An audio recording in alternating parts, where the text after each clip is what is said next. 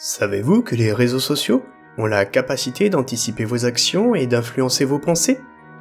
À l'heure où l'avenir de l'humanité est aux mains d'une poignée de puissantes entreprises, le choix n'est souvent plus qu'une illusion. Qu'il s'agisse de vos opinions ou des gens que vous fréquentez, tout est fait pour vous faire consommer au travers des publicités qui vous sont montrées.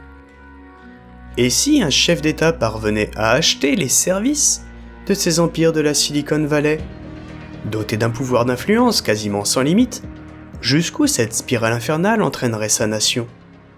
Bienvenue dans l'ennemi intérieur.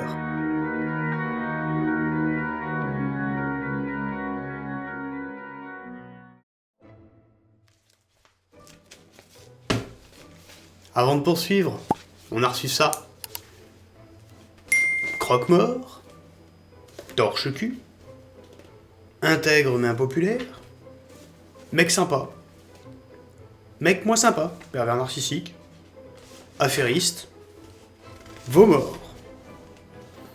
Oui, bassine à vomi, sac à merde, bassine à vomi, et oui, bon vote, ou pas. Bonne écoute. Dans un salon du palais présidentiel, un homme attend que son hôte le rejoigne. Cet homme est journaliste d'investigation, mais aussi consultant pour ces messieurs des forces de l'ordre. Il est là afin de faire part de ses derniers développements à sa commanditaire. Depuis son arrivée, il ne peut s'empêcher d'afficher un sourire sarcastique, tout en admirant ce qui se trouve autour de lui. Je vous prie de bien vouloir attendre dans le petit salon, monsieur. Madame Charcot va vous recevoir sous peu, lui dit le secrétaire de sa commanditaire.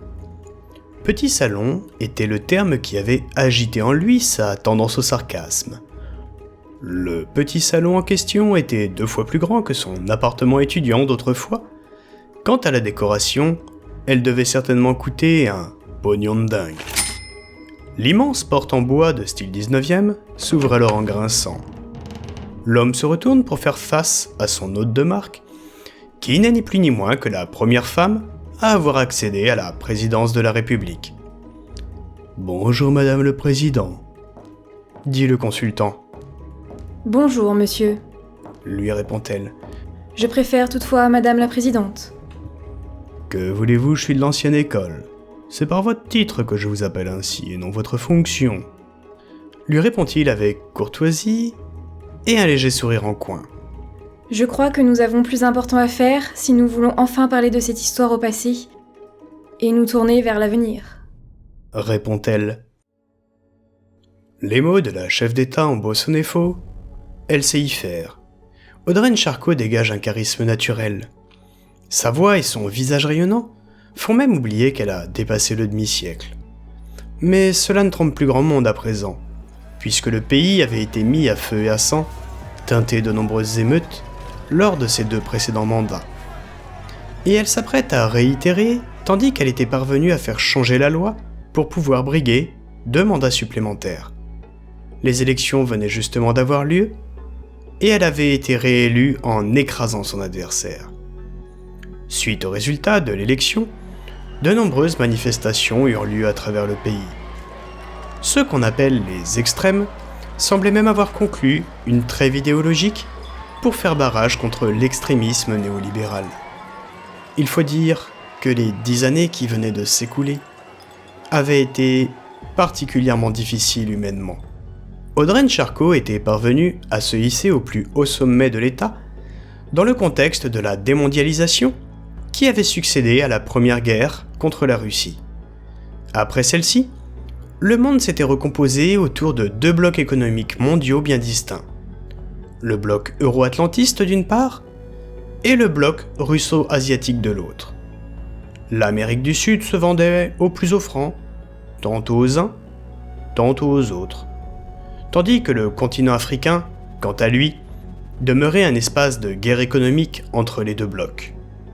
Ce découpage du monde en 2 provoqua alors un immense plan de réindustrialisation de l'Occident. Il fallait bien pallier les nombreuses pénuries que tout cela avait entraîné. Absolument tous les secteurs d'activité furent impactés. Il fut donc convenu par les pays euro-atlantistes qu'un assouplissement drastique des droits du travail devenait nécessaire. C'est Audren Charcot qui se chargea de cette besogne dans son pays. Au programme, salaire minimal associé à un revenu de base pour tous, avec contrepartie de travail obligatoire, sous peine de se voir supprimer toutes ces aides. Comme cela ne fut pas suffisant, un crédit social fut alors instauré, ce qui fit rentrer dans le rang la très grande majorité des gens. Et cela fonctionna pendant un temps. Mais l'homme n'est pas une machine. Une crise façon gilet jaune, puissance 10, finit alors par s'emparer du pays. Mais revenons un peu à nos moutons. Audren Charcot avait fait appel à un éminent enquêteur privé pour résoudre un problème de taille. Son principal opposant, Ernest Zocchetti, avait été tué au lendemain des élections. Dans les émeutes qui avaient succédé aux résultats, des manifestants s'étaient attaqués aux candidats les plus sulfureux, dénonçant la farce que représentait à présent cet événement pseudo-démocratique. Bilan, un mort. La présidente n'avait eu d'autre choix que de faire appel à une personnalité reconnue pour sa neutralité et son intégrité, afin de calmer les ardeurs des uns et des autres. « Je vous écoute, monsieur », dit Audren en l'invitant à s'asseoir, d'un geste de la main. « Dites-moi tout. » « Malheureusement, je vais vous décevoir, madame, » répond l'homme sur un air mystérieux. « Comment ? Vous voulez dire que vous avez fait chou blanc ? » « Madame le Président, vous connaissez ma réputation. Perdre mon temps et le faire perdre aux autres n'en fait pas partie. Bien au contraire, j'ai pu faire la lumière sur toute cette affaire. Et vous serez déçu d'apprendre que j'ai obtenu des résultats allant au-delà de vos attentes, » dit-il avec un soupçon d'impertinence. « Monsieur, voulez-vous cesser de tourner autour du pot et me dire de quoi il en retourne ?» s'impatiente la chef d'État. « Madame, voyons, la coupable n'est nulle autre que vous-même, » lui rétorqua l'homme sur le ton de l'évidence. « Vous vous rendez compte des accusations que vous proférez ?» dit-elle. « Allons, je vous en prie, » lui rétorqua-t-il. « En termes de sécurité, c'est Fort Knox ici. Les communications sont bloquées, et rien que pour arriver jusqu'à ce salon, j'ai été contrôlé et fouillé à 3 reprises. Je n'ai donc pas de micro. Pas plus que je ne dispose de votre pouvoir d'influence sur la sphère médiatique. » Subitement, Audren Charcot change d'attitude. Ce n'est plus ce visage de façade que l'on peut voir, mais au contraire, une expression dure et particulièrement sombre. « Vous jouez à un jeu dangereux, Michael, » lui dit-elle. « Eh bien, puisque nous en sommes à nous appeler par nos prénoms, ayez au moins la décence de m'écouter. C'est aussi pour ça que je suis payé, après tout, » répond l'homme en souriant. « Cela vous amuse, dirait-on. » Oh, ce n'est pas tous les jours qu'on a l'occasion de démasquer l'un des plus hauts responsables d'un pays. Alors oui, cela m'amuse, répond-il. « Très bien. Je vous écoute, Michael. » Quelques mois plus tôt, Audren Charcot prenait contact avec les PDG du monde de la tech. L'objectif était double. Afficher une ouverture aux grandes entreprises du numérique, tout en se rapprochant des dirigeants des plateformes sociales. Depuis que ces plateformes étaient obligées de payer leurs impôts dans les pays où elles faisaient du profit, leur PDG ne manquait jamais une occasion de cirer les pompes des chefs d'État. Alors contre une ristourne non négligeable, Audren Charcot s'était assuré que les plateformes sociales lui étaient inféodées. On parle tout de même d'un montant total à 10 chiffres. La dernière fois qu'un scandale de cet acabit eut lieu, c'était 15 ans plus tôt, avec l'affaire McKinsey. Grâce à cela, l'équipe de communication de la présidente disposait d'accès privilégié à ces plateformes. En effet, pour chaque utilisateur, les réseaux sociaux créaient un double numérique. Ce dernier est abreuvé par toutes les recherches de l'utilisateur. Sa navigation, ses données personnelles, ses achats, ses souhaits, ses lectures, ses divertissements, et même les données des personnes identifiées comme faisant partie de ses relations. À force, les intelligences artificielles deviennent alors capables de prédire les besoins de leurs utilisateurs grâce à ce double numérique. Mais ces entreprises ne se sont pas arrêtées là. Les utilisateurs étant de moins en moins réceptifs à la publicité, leur modèle économique commençait à battre de l'aile. Ces plateformes ont donc programmé leurs algorithmes prédictifs pour influencer les comportements de consommation des gens. Le modèle publicitaire avait encore de belles années devant lui. Et c'est cette capacité à anticiper et modifier les comportements que les équipes de la mère de la nation avaient utilisé pour influencer l'opinion des gens. Toutefois, Ernest Zocchetti, ancien président de la République, avait eu vent de ces pratiques. Il envisageait de tout révéler au grand jour s'il venait à perdre l'élection. De par le bilan de sa propre présidence, il était initialement le favori des électeurs dans les sondages. Au démarrage de la campagne, il semblait alors improbable qu'il ne soit pas élu de nouveau 10 ans après son premier mandat. Sa défaite sonnait donc pour lui comme une confirmation de la machination. Audren avait ensuite fait usage de son nouveau pouvoir pour provoquer les émeutes. C'est l'ancien programme de recherche européen INDECT qui lui en avait donné l'idée. Ce programme permettait de savoir qui serait amené à participer à un soulèvement social avant même qu'il n'en ait connaissance. Grâce aux algorithmes des réseaux sociaux, faire l'inverse était également aisé. Dans le cas présent, inciter les gens à participer à des émeutes et à attaquer différentes cibles. Certains individus furent influencés pour se montrer bien plus violents envers Zocchetti. Les autres cibles servirent alors malgré elles de façade pour que la mort de Zocchetti ne paraisse pas suspecte. Audren Charcot avait écouté le consultant avec une grande attention tout en faisant les 100 pas. Quand celui-ci eut fini son rapport, elle ne put masquer l'espace d'un court instant une expression de sidération. Michael, comment vous dire ? Vous vous rendez compte qu'en me disant tout cela, vous vous mettez à découvert ? Lui demanda-t-elle de façon rhétorique. Malgré ce qu'elle venait d'entendre, Audren Charcot faisait preuve d'une très grande suffisance à l'égard de son interlocuteur. Elle semblait convaincue d'être intouchable. Tout du moins était-ce l'image qu'elle cherchait à renvoyer. Car en réalité, elle avait peur. « Je suis curieux de savoir lequel de nous deux est le plus à découvert, » lui répondit Michael. « Voyons, » dit-elle. « Qui croirait un journaliste d'investigation dont les résultats sont certes efficaces, mais dont les prises de position sont polémiques ? Jusque-là, vous avez eu une paix relative dans vos activités, car les forces de l'ordre vous apprécient. » Michael voyait très bien où elle voulait en venir, et affichait une mine déconfite. Quelques appels suffiraient pour faire surgir au grand jour vos accointances avec des personnalités, disons, sulfureuses. Reprit-elle. « Que voulez-vous dire ?» demanda-t-il. « Si j'ai pu en arriver là dans le métier, c'est justement grâce à mon intégrité qui m'a rendu inattaquable. Je suis d'ailleurs chanceux que ceux qui ont cherché à régler mon cas avec une balle aient tous échoué. » Vous avez très bien compris, répondit-elle. Oui, ce sont des menaces. Dans ce cas, il semblerait que je sois à votre merci, soupira le journaliste. Audren, me permettez-vous toutefois une question, s'il vous plaît ? Faites donc, je vous en prie, dit-elle sur un ton faussement aimable. Voyez-vous, ce qui me plaît le plus dans mon métier, c'est avant tout de résoudre le problème auquel j'ai décidé de me confronter. Ce que les médias, la justice, ou la police, ou bien même vous, en faites ensuite, ça ne me regarde pas. Même si je préfère évidemment quand le dénouement va dans mon sens. Alors ma question est la suivante. Audren Charcot, confirmez-vous mes conclusions ?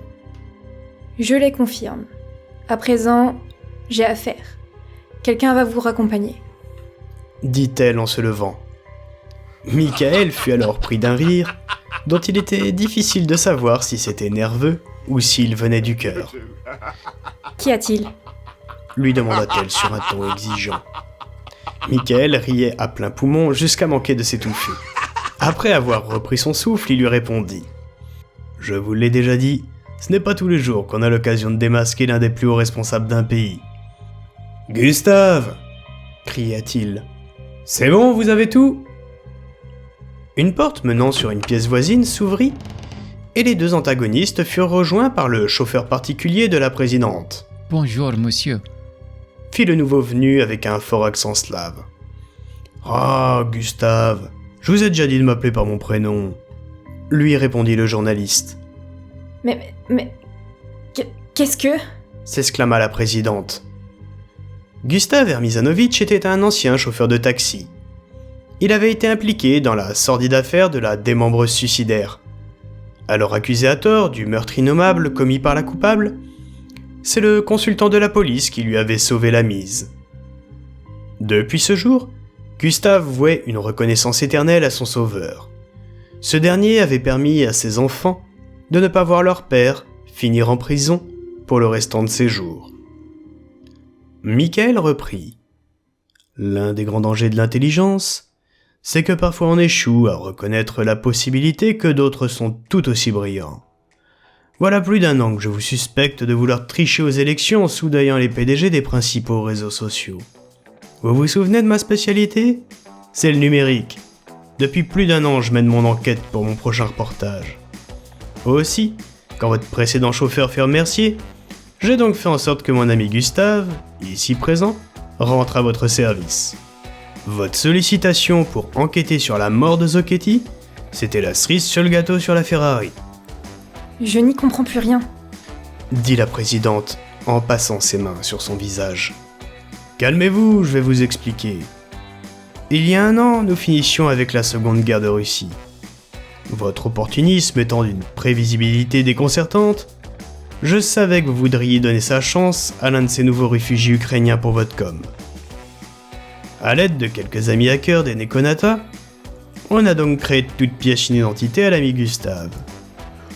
J'en profite pour vous inviter à faire attention à la conso de drogue de votre personnel. C'est fou comme un dossier peut arriver sur le haut de la pile, dès lors qu'on les menace un petit peu après les avoir surpris. Et vous serez d'ailleurs déçus d'apprendre que Gustave est russe et non pas ukrainien, et qu'il vit parmi nous depuis presque une quinzaine d'années. Michael, vous êtes fini. Ragea-t-elle. Vous ne sortirez ni l'un ni l'autre d'ici, sans que je ne m'assure qu'il n'y ait aucune trace de tout ceci. Attendez, j'en ai encore sous la pédale, lui répondit-il en jubilant. Pouvez-vous me dire ce qu'il en est des communications téléphoniques au sein du palais présidentiel ? Seul moi et quelques membres de mon personnel. La chef d'État venait de comprendre. Bordel, enfant de salaud, lança-t-elle. Gustave, au titre de chauffeur particulier du président de la République, faisait partie des quelques privilégiés à pouvoir utiliser librement son Norwest sécurisé pour communiquer. Ainsi, toute la discussion que le journaliste venait d'avoir était diffusée en direct sur son site internet. Audreyne Charcot était en état de choc. Elle ne savait plus quoi faire. Au loin, des sirènes commençaient à se faire entendre. La fuite était impossible, et bientôt elle serait la risée du pays. Tandis que Michael et Gustave se félicitaient mutuellement, Audreyne sortit du salon pour s'isoler dans son bureau.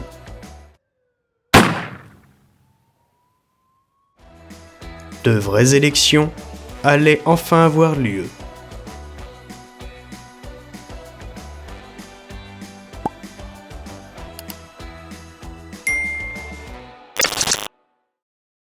J'espère que cette histoire vous aura plu. Si tel est le cas, n'hésitez pas, abonnez-vous, lâchez un petit commentaire, mettez un petit coup de pouce de schtroumpf, c'est gratuit et ça fait plaisir.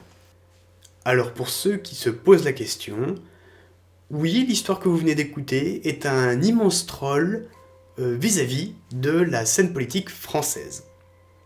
On aura l'occasion d'en rediscuter lors de la prochaine vidéo, peut-être d'un live Twitch, si j'en fais un d'ici là. Pour poursuivre maintenant. Si vous êtes encore là, c'est probablement parce que vous voulez en savoir plus sur le labyrinthe de Satan, et puis peut-être espérez-vous que je vais vous donner quelques indications concernant l'histoire que vous venez d'écouter, à savoir l'ennemi intérieur. Concernant le labyrinthe de Satan, à l'origine, donc, vous l'avez compris, ça devait être une histoire en 2 voire 3 parties. On se dirige clairement vers une histoire qui sera sans doute en 4 voire 5 parties, plus si affinité, puisque du coup, quand on crée une série, le problème c'est qu'il y a une légère déperdition en nombre de vues d'épisode en épisode. Vous êtes, et je vous en remercie, 29 abonnés sur la chaîne, donc si je voulais pousser cette série plus loin, il me faudrait un nombre d'abonnés un peu plus conséquent, puisque quand il y a une série, les gens ne prennent pas souvent le temps d'aller rechercher le premier épisode et de s'enfiler la série. Donc si c'est pour qu'à la fin il n'y ait plus que 3 ou 4 personnes qui regardent les épisodes, bon, c'est un petit peu dommage quand même. Alors par contre, si toutefois je la poursuis et que la chaîne YouTube se développe en conséquence, ce que je ferai, c'est que tous les 2 épisodes, je ferai un épisode d'une autre histoire, comme celle que vous venez d'écouter, qui donc s'intercale entre l'épisode 2 et l'épisode 3 du Labyrinthe de Satan, sans pour autant avoir de lien, puisque l'histoire que vous venez d'écouter, par exemple, se passe donc en 2037. À l'origine du Labyrinthe de Satan, il y avait cette idée du Neuralink que je voulais explorer, et faut savoir que cette histoire, elle est née d'un rêve, tout simplement. Je déconne pas, hein. Une nuit, je me suis réveillé à 3h du matin, quelque chose comme ça. J'avais le rêve qui était tout frais dans ma tête, j'ai donc pris mon dingbat et j'ai noté mon rêve, en sachant que dans mon rêve, il y avait même 2 fins différentes, puisque j'étais conscient que je rêvais, et à la fin, finalement, quelque chose ne me convenait pas totalement, et je me dis, non, je peux écrire cette histoire différemment, je vais changer la fin. Et si bien que je me suis retrouvé avec une vraie histoire concrète et poussée, avec 2 fins, et du coup j'ai agrémenté ça d'autres idées que j'avais. Le Neuralink, par exemple, ne faisait initialement pas partie de l'histoire, hein. C'est moi qui ai rendu certaines choses un peu cheloues du rêve possible au travers de cette idée de simulation. Mais je ne vais pas explorer toutes les pistes que m'a apporté ce rêve qui m'a inspiré, ni toutes les idées que j'ai pu avoir à côté, parce que vraiment, on peut tourner longtemps dans le labyrinthe, comme ça. L'idée qui, en toute probabilité, sera explorée pour le prochain épisode, sera justement que la simulation se base quasi exclusivement sur des souvenirs des joueurs, des utilisateurs, en l'occurrence les militaires. Donc ça va donner des développements relativement intéressants, puisque, rappelons-le, Ramirez est suicidaire, hein. Donc il pourrait être confronté à ses propres peurs, sauf que ça va être peut-être sur ses camarades que ça va se répercuter, par exemple. Donc il y a pas mal de choses comme ça qui risquent d'être intéressantes à partir de là. Toutefois, hein, si jamais le nombre de commentaires s'envolait sur la vidéo, eh bien ce serait la deuxième solution qui serait finalement explorée. Si vous découvrez cette chaîne YouTube grâce à la présente vidéo, n'hésitez pas à aller voir les anciennes, et entre autres le Labyrinthe de Satan. Concernant maintenant l'ennemi intérieur. Cette idée d'ennemi intérieur, à la base, je voulais aussi la situer autour du Neuralink. Finalement, j'ai totalement écarté le truc. Et en fait, l'idée est partie de 2 choses. D'une part, du titre, ennemi intérieur, Neuralink. En fait, la puce serait l'ennemi intérieur. Et puis d'autre part, il y avait plusieurs d'entre vous qui m'ont demandé le retour de Gustave. Quand est-ce que revient Gustave ?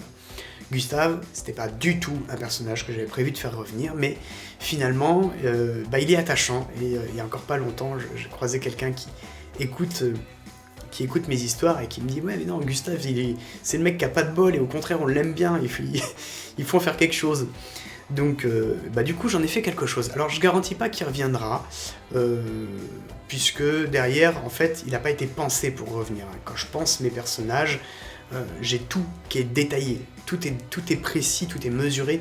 Or, Gustave, ça devait être un personnage one-shot, entre guillemets, et je n'ai pas pensé à une personnalité ou une personne en particulier pour créer sa psychologie. Donc, en tout cas, vous avez, pour ceux qui ont vu la dernière course du Taxi 101, votre réponse sur ce qui lui est arrivé. Donc, pour Gustave, ça se finit bien, ça se finit même très bien. Vous avez aussi découvert un petit peu plus le personnage de Michael. J'ai été obligé de lâcher son prénom en fait en écrivant l'histoire parce que je pouvais pas tout le temps l'appeler le consultant, monsieur, le journaliste. Non, au bout d'un moment, il a fallu que je lâche quelque chose. Je veux pas vous lâcher son nom de famille avant un moment parce que son nom de famille veut dire quelque chose de précis, tout comme son prénom. Mais voilà, vous avez son prénom, il s'agit de Michael. Et vous avez pu voir un petit peu plus qui il est, puisqu'ici, il est vraiment le personnage central. Et j'en parlerai lors de la prochaine vidéo, vous aurez sans doute remarqué un certain nombre de références dans cette histoire à mes précédentes nouvelles. Sur ce, je vous laisse ici, j'espère vous retrouver pour la prochaine vidéo. Pour ceux qui vont voter dimanche, bon vote à vous. Pour ceux qui n'y vont pas, bon pas vote, aucun problème avec ça. Et puis à bientôt, ciao ciao.